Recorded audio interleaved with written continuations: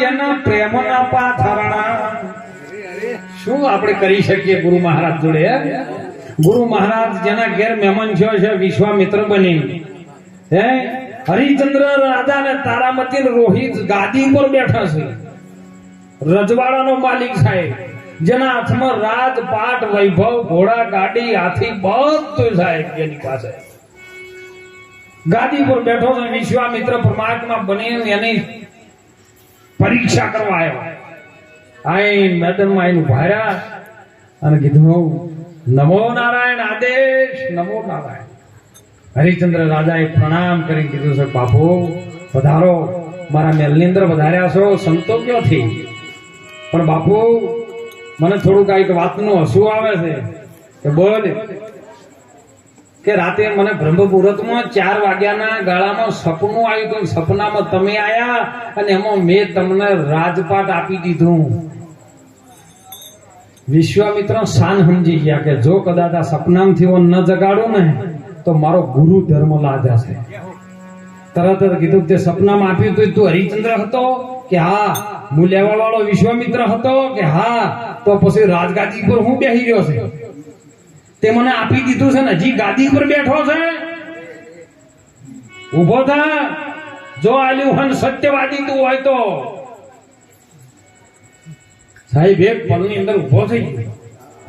મુગટ ગુરુ મહારાજ વિશ્વામિત્રના ચરણમાં મૂકીને કીધું બાપુ લેવો, સપનામાં આપ્યું પણ આપવા વાળો તો હું હતો ને. હું સત્યના ચરણે ચાલવા વાળો છું, સત્ય વચનથી નિભાવવા વાળો છું, અને મારા માટે શરીર જાય ભલે જાય, રજવાડું જાય ભલે જાય, પણ મારો વચન ના જ આવો જોઈએ. કે આ તો તે સપનામાં મને રાજપાટ આલી દીધું છે, પણ આ મહેલમાં આવ્યો છે અને તારા ઘેર આવીને ઉભો રહે એની દક્ષિણા કોણ આલે? હે જોગી મહારાજ સંતો મહાપુરુષો આવે એટલે તમે દક્ષિણા કે આલો? કે 2 મિનિટ ઉભા રહો, ખજાનામાંથી ચાવી લઈને લેવાઈ ગયો તો વરે રજવાડું જેનો મસ્તક ઉપરથી મુગટ આવી ગયો એટલે રજવાડું બધું આવી ગયું, તું આવી ગઈ. એ ખજાનો બજાનો હવે તારો રહ્યો નહીં. તારે દક્ષિણા જો આલવી હોય ને, ગુરુ વચન નિભાવો હોય અને તું સાચો સત્યવાદી હોય તો મજૂરી કરી નાખ. કાશીના ઘાટ ઉપર વેચાવા ચાલુ છે હાલ. જેમ આપણે ગાડીઓ પડીને ઉપર પેલો પીળો પટો નહીં મેલેલો હતો, એમ 4નો ભારો ઉપાડીને કાશીના ઘાટ ઉપર ઉભો રહ્યો. કાશીના ઘાટ ઉપર ઉભો રહ્યો. સાહેબ એ સમય કેવો છે? એક ક્ષત્રિય કુળનું સંતાન જયારે કાશી ઘાટ ઉપર આવીને ઉભો રહ્યો અને વેચાવા માટે ઉભો રહીને પોકાર કરે મને કોઈ ખરીદો, મને કોઈક લઈ દો, મજૂરી લઈ દો, ત્યારે કોઈ ક્ષત્રિયનો દીકરો કોઈ ખરીદવા તૈયાર નતો. બોલો તરનાથભાઈ, એક રૂખીના દીકરા સાહેબ એને બીડું ઝડપ્યું કે મારી પાસે બીજું કામ નથી પણ સ્મશાન ભૂમિમાં કામ કરું છું. સ્મશાન ભૂમિમાં કામ કરવા આવવું છે કે હા? મારા ગુરુ મહારાજની દક્ષિણા આપવા માટે મને સ્મશાન મંજૂર છે. કે મજૂરી એક જ વાનો મળશે, પણ તારે 3 કામ કરવાના. ભૂમિનો એક આનો ટકો, તમે કોઈ પણ મરણ સ્થિતિ બની જાય, કોઈ લાશ લઈને આવે ને તો ભૂમિનો ટકો અવશ્ય આપવો પડે ને આપવો પડે. એક ઉપર કફન જોશે અને હવાશેર ખીચડી, આ 3 વસ્તુ તમારે આપવાની અને તારે લેવાની. આ નોકરી કરજે તને પગાર મળશે. સાહેબ જે રજવાડા ઉપર જે ખુમારીથી બેઠો હતો ને એ જ ખુમારીથી સ્મશાન ભૂમિ બેઠો હતો. એને જરાય દુઃખ, કારણ કે મન હતું નહીં તો ગુરુ મહારાજને અર્પણ કરેલું હતું. આ તો બધું દુઃખનું કારણ જ મન છે. તારામાંથી કીધું કે મારો ધણી કદાચ જો આ સેવા કરવાના વચન નિભાવવા જાતો હોય તો મારા ધણીના ડગલે ડગલે ચાલવું મારું કામ છે. મારો ધર્મ નિભાવવો પડે ને તો મારા ધણીની હું છું, અને મારો ધણી જે કરે એના ડગલે ડગલે મારું ચાલવું મારો પત્નીનો ધર્મ છે. એટલે એ દક્ષિણા આલવા ઉભી છે. સાહેબ એ ધોબીના ઘેરે છે અને રોહિત ઉભો થયો કે જો મારા મા બાપા જો વચને ચાલતા હોય મારે એ જ વચને ચાલવું છે. માળીના ઘેર વેચાણો સમય બનતા સમય બન્યો છે. માળી ભોળાનાથના ફૂલડા વેણવા માટે, પૂજા કરવા માટે, ફૂલ વેણવા માટે રોહિત જયારે બગીચામાં ફૂલ વેણતો હતો ને એમાં કાળોતરો આપણી ગયો છે અને લાશ લઈ અનેક સત્યવાદીની દીકરી તારામતી શમશાનમાં જાય એ વખત કોઈ લઈ જવા વાળા નતા. સમય કેવો બન્યો છે હે. અત્યારે આપણે ગમે એવી કોઈ મરણ પ્રસંગ બની જાય ને એટલે આપણી માતા હોય, આપણી દીકરી હોય, બહેન હોય, કોઈ દાડો શમશાન સુધી ના જાય.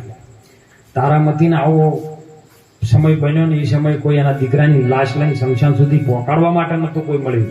અને એ વખત તારામતી ખુદ જઈ છે.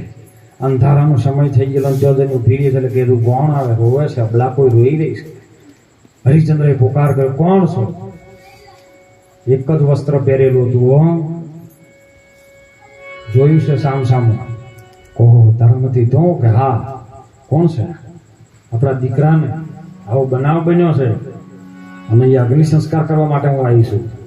કે બીજું કઈ નહીં, કફન આપવું પડે. કફન આપ્યું છે. હરિશ્ચંદ્ર રાજા એનું પહેરવાનું જે હતું ને એ એના દીકરાને ઓઢાડી છે. મારો દીકરાની ફરજ હું નિભાવું.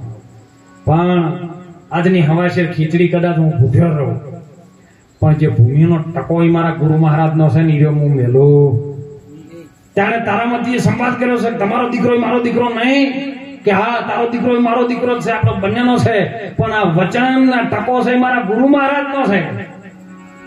દીકરા વચ્ચે હું ભૂખ્યો રહી શકું છું, દીકરાને કફન આપી શકું છું, પણ જે ટકો છે ગુરુ મહારાજનો હું ના મેલું. અને એમાં સાહેબ હરિભાઈ થી બે જણા સંવાદ થયો અને રાજાને ક્રોધ આવ્યો છે હો.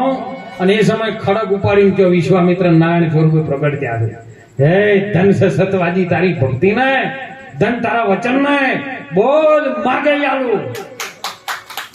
પરમાત્મા એટલે કીધું છે વચન ને વિવેકી જે નરના નારી પાનબાઈ જેને બ્રહ્માજી જેવા આઈને લાગે અને લાજાન કે બોલ હાથ જોડી વિનંતી કરું માગો તમારે શું જોવે છે.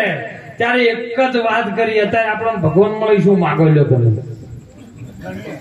હે તમારે જે માગવાનું છે તો ના માગો. આ તો ત્રણ જણા પૂજા કરવા બેઠેલા નેમ લઈને હો. મારું કે ભગવાન ભોળિયોનાથ રાજી ના થાય ને એટલી ઘડા તો ભક્તિ કરવી છે. ભોળોનાથ રાજી તરત થઈ જાય. શ્રાવણ મહિનો દાડો હતો, મહિનો થાતો થાતો 15 દાડો થાતો થાતો ભોળોનાથ પ્રસન્ન થઈ જાય. એટલે પેલા એક નાઈ સમાજમાં જતા અને એક ઠાકોર સમાજમાં જતા અને એક વણિયા સમાજમાં જતા. ત્રણે જણા ભગવાન ભોળાનાથની ભક્તિ કરી ત્રણે ભોળોનાથ પ્રસંગ માગો, પણ એક જ વખત માગવા, બીજી વખત માગવાનું નહીં. એટલે પેલાને માજ્યું કે બાપુ તમે ખરેખર ભગવાન પ્રસન્ન થયા? કે હા. તો કે આપણે અસ્તરા હોનાના, વાટકીઓ હોનાની, પૂતળા હોનાના, ખુરશીઓ હોનાની, દર્પણ હોનાના, પંખા હોનાના, પતરીઓ હોનાની. ભગવાન ભોળોનાથ કે તથાસ્તુ, બધું તારે હોનાનું. એટલે પણ સોલવાનું ચાલુ ના રહ્યું, બધું હોનાનું પણ દાઢી કરવાનું ચાલુ રહ્યું કે ભાગતે ના આવ્યું. પેલા પૂછ્યું કે તમારે એ વિચાર્યા વગર બોલે. પેલાજી પછી માજ્યું હો કે અમારા ઘરમાં ના હમાય એવું કે આવો. હાલ ઘણી વખત કહેવાતું છે કે આ તો બાર ફરે છે, ઘરમાં 18 હાથનો વખરો ફરે. એટલે શું આડો હમાણો ના એટલે ઉભો નાચ્યો કે હમાય ના એવું આલો પેલો આડો ના હમણો તો ઉભો કર્યો. વણિયાને કીધું ને વણિયો હતો વાંખી વોતળો. મારું ઉડું કે ભગવાન 1 મિનિટ મને વિચારવા દો. એટલે વિચારી લે. બુદ્ધિ દોડાય. ગુરુ મહારાજ પરમાત્મા નારાયણને યાદ કર્યા કે ઉભારો તાર મને માગું કે હા એક જ વખત. અરે એક જ વખત કે મારે 7 માળનું મકાન હોય, 3 દીકરા હોય, 3 દીકરાની વહુ હોય, ત્રીજા દીકરાની નાના દીકરાની વહુ 7મા માળે હોનાની ગોળીમાં વલોવણું કરતી હોય અને હું બેઠો બેઠો હોનાના હેચકા ઉપર જોતો હોય. આટલું જ જોવે, બીજું કોઈ જોતું બોલો. એકમાં જેટલું માજી લીધું માગતે 7 દીકરા 7 માળનું મકાન થાય, 3 દીકરા 3 દીકરા વહુ આવી જાય. 7મા માળે પછી હોનાની ગોળી ભલો એટલે રૂપિયા કેટલા હોય. ઓને માગતા આવડ્યું એટલે ગુરુ મહારાજ જોડે આપણને માગતા ના આવડ્યું. એમ પણ માગ્યું કે માગો તમારે શું જોવે છે. તાણે એક જ કીધું કે હે પરમાત્મા, ખરેખર જો તમે મારી વારી આવ્યો હોય ને તો એક જ વસ્તુ માગા છે. એ આગળ આવે કળયુગ ભારે, લોકો જાશે સત ને હારે. હે પ્રભુ આવી પરીક્ષા અમારી કરીને આવી કોઈની જગતમાં કળિયુગમાં ન કરતા. કળિયુગ કેવલ નામ આધારણ સમરી સમરી લે ઉતરી જાય નર. બહુ બારા તમે ખાલી નામનું સ્મરણ કરો. હું તો કહું પછી તમે ગમે નામનું સ્મરણ કરો સાહેબ. તમારા માતાજી પ્રત્યે જો પૂર્ણ પ્રેમ હોય, દાદા પ્રત્યે પૂર્ણ પ્રેમ હોય, મહારાજ પ્રત્યે પૂર્ણ પ્રેમ હોય, કે ભોળાનાથ પ્રત્યે પ્રેમ હોય, ગુરુ પ્રત્યે પ્રેમ હોય, પણ નામથી જો સ્મરણ કરો ને તો એ દાદો આદર થાય ને. આવી વાત મહાપુરુષોની છે સાહેબ. અને એટલે કીધું કે પ્રેમ વિના વાલો પાકે નહીં, હેત વિનાની હરિયો. અખો ભગત કે બોથું બોણ ન કાપે બખ્તરની કડી.